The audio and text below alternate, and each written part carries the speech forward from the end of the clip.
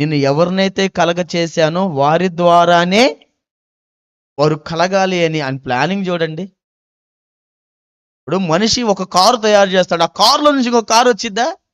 రాదు. మనిషి ఏదన్నా వస్తువు తయారు చేస్తే ఆ వస్తువులోంచి అట్లాంటిది ఇంకో వస్తువు వచ్చిద్దా? రాదు.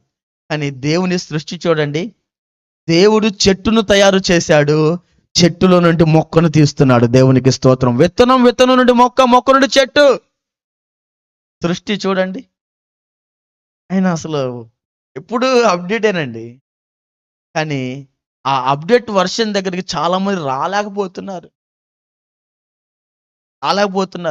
మనిషిని తయారు చేశాడు.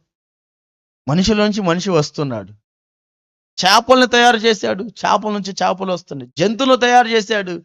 అందులో నుంచి అవునా కదా? ఇలాగ దేవుడు కలగ చేసిన దాని నుంచి